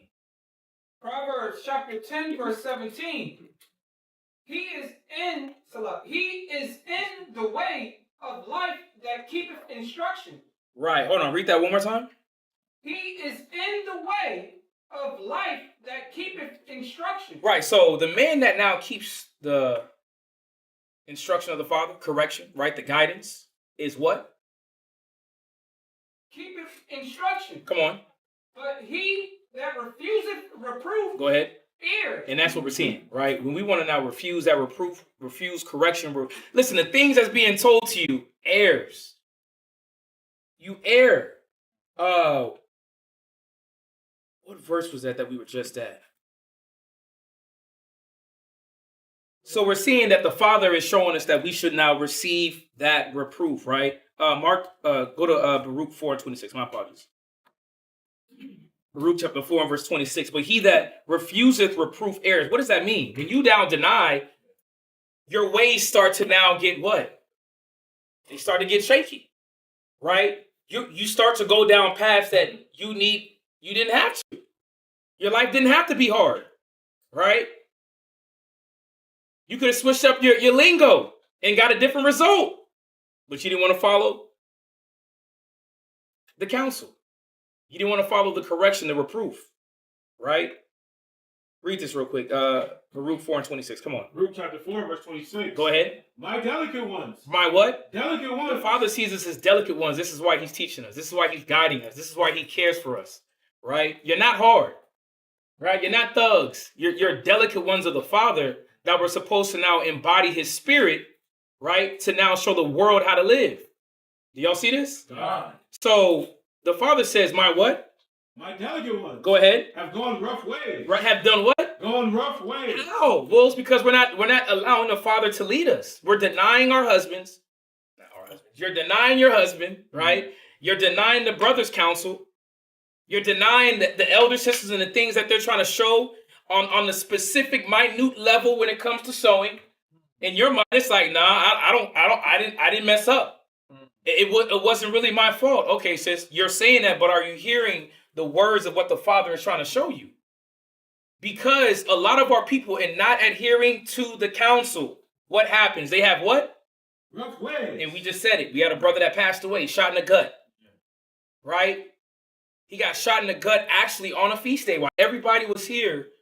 Man, it's unfortunate. While everybody was here during the feast day, what was he doing? Wilding out, doing the things that we told him what? You got to stay away from that. You should be over here where? You should be over here with us, right? Partying, having a good time. But what happened? You out there in the rough ways now. Individuals, the Father allows you to go out and do what? Get touched. Read it again. My delicate ones. Come on. Have gone rough ways. Read. And were taken away. They were what? Taken away. They were what? Taken away. What happens? You, instead of being amongst now protection, instead of being amongst now people that cared about you, right? Now you're amongst the gremlins. And that's what a lot of brothers and sisters understand. When you do deny the wisdom, when you deny, listen, being amongst brothers. Yeah. Oh, I miss y'all. No, you don't. No, you don't. Not yet. Because if you did, you'll be around. If you did, you'll be involved. Yeah. But Say it again. No, you push through the hard time that you was having in your life. There you go. You'll see it as, you know what? I need to straighten my mentality up. Yeah. Right? Because this ain't for me. Yeah. It's your mind that's tricking you from seeing what God's trying to give you. Right. The delicacy. Right? You stepping into the rough path, acting like that's the peaceable way. But not knowing you going into an area filled with junkies and goons and goblins. It's like there was a little kid, a little famous YouTuber. He stepped into an area with goons and goblins that he ain't used to. He didn't grow up in the struggle. You know, Judah. What he do? He tuck his chain. He tuck his little chain. He's like, "You good, brother? You ain't gotta tuck your chain." Goons and goblins. If them cameras wasn't around, you probably would try to snatch that. But he's worried. But we don't have to go in those areas. We don't have to be in those positions. You know, that scripture is powerful. Oh no, very on point. You know, but Mr. Harmon Senior, right? We're definitely on a topic, so we can touch that at a later moment, right? Instead of just throwing out statements, right? We'll touch those questions later, right? So be respectful. Be respectful, lad. Read that one more time. God. My delicate ones have gone rough ways. Go ahead. And were taken away as a flock caught of the enemy. Right, Proverbs 13 and verse 15. Right, self-inflicted pain. By denying the wisdom, by denying the counsel, by denying instruction, self-inflicted pain. You know, a lot of us is like, well, you know what? I listen, I follow, all praises. But you got a lot of brothers and sisters that what? That war. Man. That war in their mind, that war in their households. Every time my husband's trying to lead and guide me, what's happening? I don't see it that way. Oh, you're just being mean. Oh, you don't love me. Oh, you don't think I'm pretty. No, because I told you that the food was salty, that didn't mean that had nothing to do with your beauty. Right. That had everything to do with what? The way that you drip that salt on the food. Right? Stop trying to manipulate the situation and really adhere to the issue. See, the problem with Israel is that we cause pain on ourselves because of our way that we receive the correction. It's sad. Yeah. Right? Read this real quick. Go ahead. Proverbs chapter 13, verse 15. Come on. Good understanding giveth favor. Yeah, good understanding gives favor, right? It'll cause you not to be looked at in the eyes of others, right? In a good sense. Go ahead. But the way of transgressors. But the way of what? Transgressors. Those that deny the Father's ways, read. Is hard. Is what? Is hard. Right, it's hard. It's like life don't have to be hard. All you have to do is just listen and follow. Be patient. Understand that, listen, your lifestyle has really not profited anything in the spirit. Right? When it comes to now on the bar of your spirituality, your spiritual understanding. Yeah, a lot of us may have cars, houses, right? But where's your mind at, right? How are you able now to counsel others? Are you there? Right? Are you able now to guide and show people spiritually now how to act? Right? Our people, again, we make our ways hard by thinking that we know. Read it again. Good understanding giveth favor. Come on. But the way of transgressors is hard. The what? The ways of transgressors is hard. Right, the way of transgressors is hard. When we transgress the Father's laws, his statutes and his commandments, our life is hard. Right? And what was one of the instructions and guidance of life? Despise not the chastising of the Lord. Right? Neither be weary of his counsel or of his correction. So the Father's trying to lead us out of pain. But a lot of us are doing what? We're driving ourselves right back into these situations that we didn't have to be in. Right? You get the relationship advice, the counsel. What happens? That's not really what I wanted to hear. That's not, I see what you're saying. I see where you're coming from, but I don't see how doing that will affect the situation. What happens? You go back to living life the same way. And then pain finally sets in 6 months later because why? You're afflicted by your decision. Then that's the point. A lot of us are being afflicted by our what? Our bad decision making. That could have been avoided if you would have just followed and listened or even called somebody to counsel. Right? So it says, the way of the transgressors is hard. Y'all see that? Galatians 6 and 7. Galatians chapter 6 and verse 7. Galatians chapter 6, verse 7. Come on. Be not deceived. God is not mocked. Go ahead. For whatsoever a man soweth, We got. that shall he also reap. Read it again. Be not deceived. Come on. God is not mocked. Right. God, the Father's not mocked. Right. We can't think that we're going to come into the Father's house and be able to do what the hell we want to. It doesn't work like that. Christ couldn't do it. Christ didn't do it. Go ahead. For whatsoever a man soweth, that shall he also reap. Right. What a man does what? Whatsoever a man soweth, that shall he also reap. So what a man or a sister sows in the spirit, right, that shall you also reap. Spiritual, physical. Right? Come on, man. You know, as we think about it, you know, when Israel goes through the pain, then we try to do what? We try to, again, to manipulate the situation and say, woe is me. No, woe is you is because you chose the wrong decision. You could have made it a lot easier on yourself. But what happened? Right? We're now pulling upon ourselves. Keep reading. Verse 8. Come on.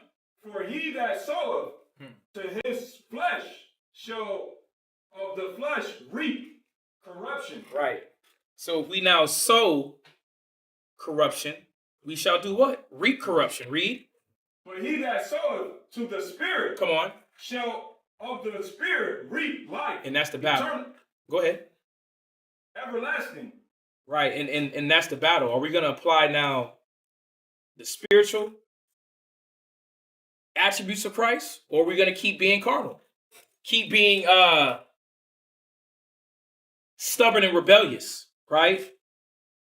Not understanding that there is consequences, right? It says sowing sinful behavior will bring pain and corruption. When we deny the Father, when we try to make excuses, right? We see that we inflict pain upon ourselves. Proverbs 13 and verse 18. Proverbs 13 and 18. Right? Proverbs chapter 13.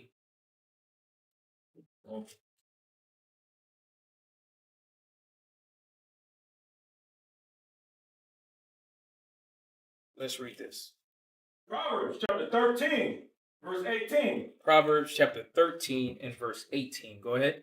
Poverty and shame shall be to him that refuseth instruction. But he that regardeth... It says what? Poverty and shame. So the Father says calamity. It comes on our people when what? Poverty and shame shall be to him that refuse instruction. Right, so these are now the consequences to doing what? Denying the Father, denying the correction, denying the guidance. Read.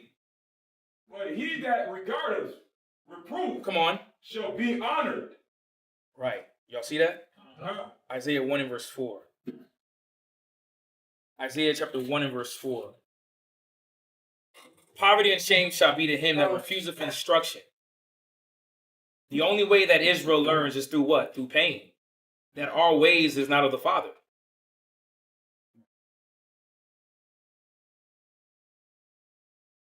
Right? Who forever wants to be in pain? Who forever wants to be, man, under affliction? Right? Life never, it's like never can get right. But the only reason is because of what? Our own hand. Our pride, our ego, our mentality. Let's read this. Isaiah chapter 1, verse 4. Shameful nation, a people laden with iniquity. Right, a sinful nation, right? A sinful nation, go ahead. A seed of evildoers. Come on. Children that are corrupt. Go ahead. They have forsaken the Lord. Right, speaking of who? Speaking of Israel, right? Go ahead. They have provoked the Holy One of Israel into anger. Come on. They are gone away backward. Right, which is what? Rebelling being disobedient to the Father. Go ahead. Why shall ye be stricken anymore? And that's the point. Why should you go through pain? Right? Why should we continually be checked in areas to where all we have to do is listen? All we have to do now is submit to the Father. Right? You know, a lot of us, man, when the Father is touching us with these different chastisings, we chop it up as, you know, it's life. And not truly bearing witness of, no, it's because of the lack of following his way. Right? We don't want to be accountable now to the things that the Father's trying to show us. It says, how long will you be stricken? It's like, bro, you don't get it? It says you don't get it that until you submit to your husband, right? Your household is always going to be in chaos. There's always going to be problems. Until you submit to the guidance that the Father is trying to show you through him, right? You're going to constantly be told about yourself. But as we see, it's not a bad thing, right? It's to improve. But the Father is saying, listen, how long do I have to touch you for you to understand this? Go ahead. Anymore, ye will revolt more and more. Come on. The whole head is sick. Read. And the whole heart faint. Right, and the whole heart faint. Right, in regards of self-inflicted pain by Israel. Right? Ignoring the guidance of the Father breeds what? Suffering. Y'all see that? Let's get a quick example. Genesis 34:1. Genesis chapter 34 and verse 1. Quick guidance. All right, quick example, right, of denying the guidance, denying the counsel, denying the correction. Let's read this. Genesis 34 and verse 1. Genesis chapter 34, verse 1. And Dinah, the daughter of Laban, Go ahead. which she bare unto Jacob. So we know about Dinah, right? Y'all know about Dinah? Let's go back to the story. Go ahead. Went out to see the daughters of the land. Right, so she went out to see now who? The nations. Right? But what happened to her? Go ahead. And when Shechem, the son of Hamor, Come on. Read. the Hivite, prince of the country, Read. saw her, he took her and lay with her. Come on. And defiled her. And his soul clave unto Dinah. And his what? His soul clave unto Dinah. Right, his soul clave unto her. Go ahead. The daughter of Jacob. And he loved the damsel. And spake kindly unto the damsel. Right, but verse 2 it says, he saw her and took her and lay with her and did what? Defiled her. But why? It's because Dinah didn't follow what she was told. Self-inflicted pain. Our people go through pain by not following what you're told. She didn't have to go through this. Let's be real. It's before the law. No. See, our people knew the standard. Right? Our people knew the standard. Go to Ecclesiastes 26 and 19. Ecclesiastes 26 and 19. Brother Black, I won't be able to touch that tonight. If Kazak doesn't touch it Friday, we will answer it at the end of Sabbath on Saturday for you. Saturday we do classes. Or, my apologies, questions that you may have. We definitely got you. Definitely got you. Let's read this. Come on.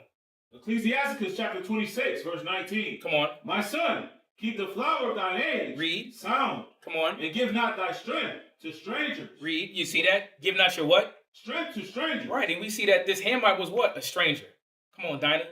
You done made the wrong decisions. You done moved presumptuously. Right? You done moved too quick to go out to see now the daughters of the nations. Right? Think about it. She went out there just to see the daughters, the women. Right? She was docile. Right? What's the other word? She was ditzy. Thinking that she was just going to have a good time. Right? I'm in the land. But what happened? Instead of seeing the daughters of the nations, this man done swooped her up. And did what? Defiled her. Rape. Took her. Y'all see that? Go ahead. Verse 20. Come on. When thou hast gotten a fruitful possession. Yes. It sounded like it was almost like he looked at difference within her that she was a good woman. Like he just seemed like he really wanted that. Oh, definitely. Remember, no, indeed, is that these nations know that we're different. Mind you, Exodus says that the Israelite women were more livelier than the Egyptians. So Deuteronomy 7:6, we're more greater than the whole world, right? It's like she went there. She went Oh yeah, he smells something different. I mean, it's no different from somebody coming to Rochester. It's like, hey, you don't look like you from here. Right. Right? You looking all healthy, shining. You don't look smoked out. Right. You know what I'm saying? You don't look like you've been smoking Black and Miles all your life. So what happened? Well, she made the wrong move and got taken advantage of. But that's the point, though, is that she knew her father's Jacob. Jacob's father, who Isaac, told him to go get a wife of your family. Right? He told Esau, listen, don't deal with Ishmael. Don't deal with No, he actually told him don't deal with definitely the nations, but he said specifically, let's go back to the account, right? Is that Dinah was given good understanding. Dinah was given proper guidance and instruction, right? That was who did he tell? He told him, I think it was Ishmael. He told him, don't go after Ishmael. Check this out. That's Isaac. Right. But the point is that Dinah knew better. Y'all see that? Yeah. But the reason why I'm going here is because Dinah disobeyed her father. Right? She disobeyed the guidance that was given to her. So what ended up happening? Go back to Genesis 34. Genesis 34 real quick. We're not going to be able to finish it. I was going to go into, again, on receiving, how to receive correction, right? But we see that Dinah denied her father's guidance.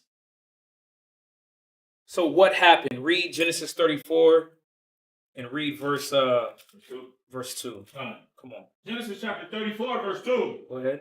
And when Shechem, the son of Hamor, Right. the Hivite, prince of the country, saw her, he took her and lay with her and defiled her. Go ahead. And his soul clave unto Dinah, Come on. the daughter of Jacob.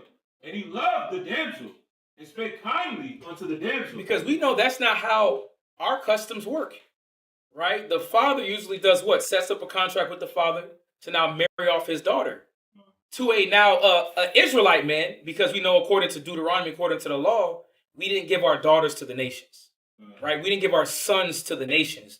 We were supposed to now find our spouses in what? Within our nation, right? Keep reading. Go ahead. Verse 4. Uh-huh. And Shechem spake unto his father, Go ahead. Hamor, Come on. saying, give me this damsel to wife. Read. And Jacob heard that he had defiled Dinah. Think about that. He heard afterwards. So Jacob heard, right, through the grapevine, that now his daughter was defiled. Go ahead. His daughter, now his sons, Come on. were with his cattle in the field. Come on. Now the sons now. Go ahead. And Jacob held his peace Come on. until they were come. Mm.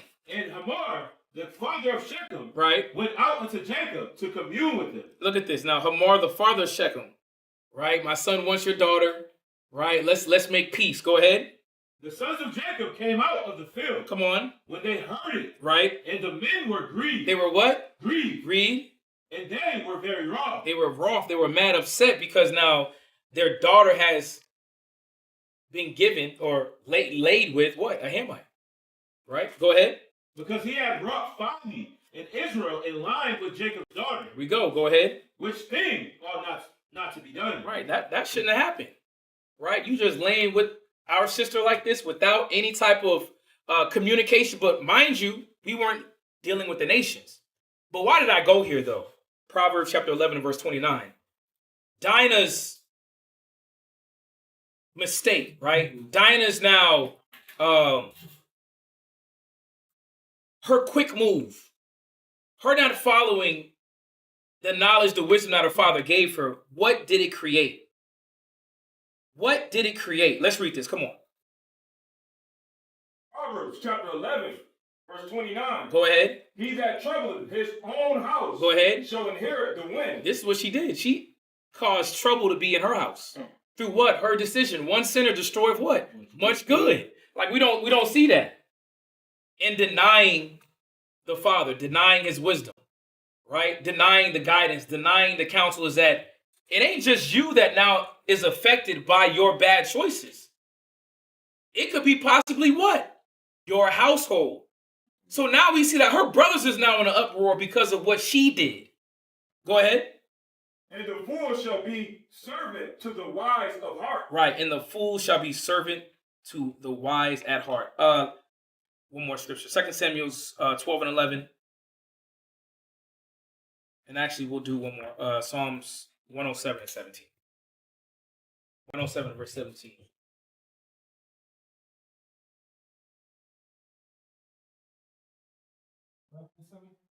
Say that again. 11 and 7.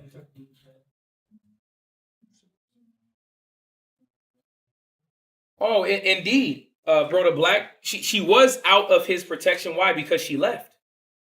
Right? She left. Remember, even when you deal with our customs, right? When you deal with Jacob, when you deal with Isaac, they were grown men before they left the house. Right? And that's why we went there to even that Ecclesiastes 26 about keeping the flower sound, keeping your flower, your virginity, right?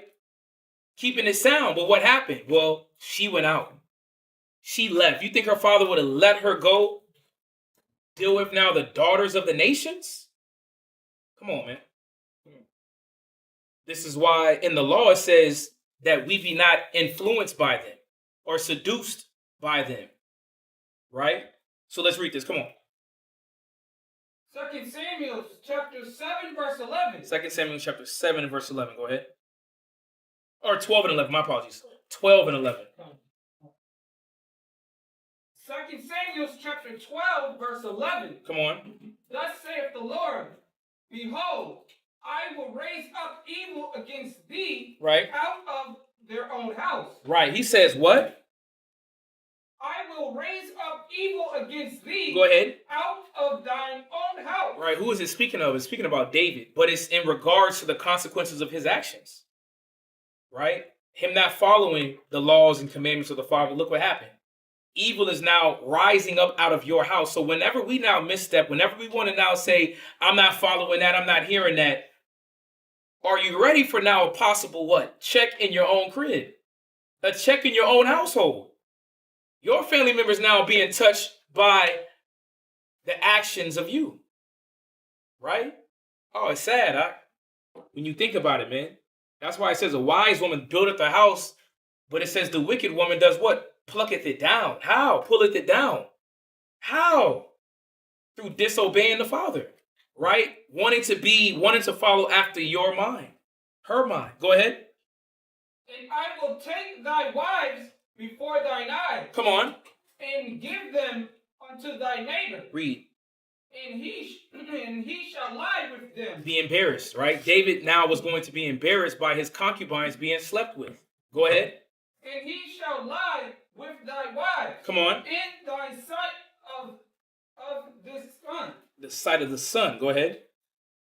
For thou didst it secretly. Go ahead. But I will do this thing before all Israel. Right. Go ahead. And before thy son. Psalms 107, 17. Psalms 107, verse 17. Psalms chapter 107 in verse 17. Go ahead. Fools, because of their transgression. Because of their what? Transgression. Read it again. Fools, because of their transgression. Go ahead. And because of their iniquities. Read. Are afflicted. Right. So, self-inflicted pain. But it says fools, those individuals with lack of understanding how the Father operates. If we deny his guidance, we will be what? Afflicted. No. You're going to be afflicted. Yeah, you are a fool, but we are afflicted. Wow. Right? So, I'm going to end it there. We had a few more points just to this one. Dealing with how did David react to his reproof. Right? And we'll visit that next time we touch this class. Right? But again, this topic, learning to love correction, is very important. Why? Because we see the Father is requiring this of Israel, right? And the purpose of it is, I'll do this, right? The purpose of the correction, last scripture, is for us to increase, right? At the end of the day, it's about increasing. It's about elevating. It's about heightening our understanding and being closer to the Father. Proverbs 4 and 18. Proverbs chapter 4 and verse 18. It's the point of it, man. And it's going to take a lot of cleaning. It's going to take a lot of communication. It's going to take a lot of us being told about ourselves, right? Proverbs chapter 4 and verse 28. 18. That's what I said. Proverbs chapter 4, verse 18. Right. But the path of the just. The path of what? But the path of the just. Because that's part 2, the path. Right? What path are we really on? What path do you see yourself on? Right? The scripture says, Proverbs 15, it says correction is grievous unto them that do what? What way is it though? So read it again. The path of the just. The path of the just, go ahead. Is as the shining light. Come on. Read. That shineth more and more unto the perfect day. But how are we now shining more and more? Well, we're being refined. We're being corrected. Right? We're being reformed. It's no different from Peter. Yahweh was on Peter's neck, right? Every step of the way, showing him his faults, showing him where now his mind needs to be developed. But look at the product that came from that, right? Peter was what? Peter was what? The church was on his back. Come on, man. The ministry Christ was giving to Peter to continue on, right? But there's a lot of purging that had to happen. So, in order for us to be great, in order for us to now transcend to higher heights, we got to be told about ourselves. We got to be corrected. So, y'all get that. Any questions? Any questions, right? So, we got a few more parts to this. The Water Brothers, for watching, sisters for watching. On top, ISBHPK donations. Your alms is greatly appreciated, is needed for more things in the ministry. As you see, we're trying to, we got some good things coming down the pipeline for your learning. So just be patient. Passover is coming up. Get your money for Passover. We need help with the location, right? We need help for the things for the Passover. So please send in those funds. It'll be greatly appreciated. So with that, we're going to say shalom. Shalom.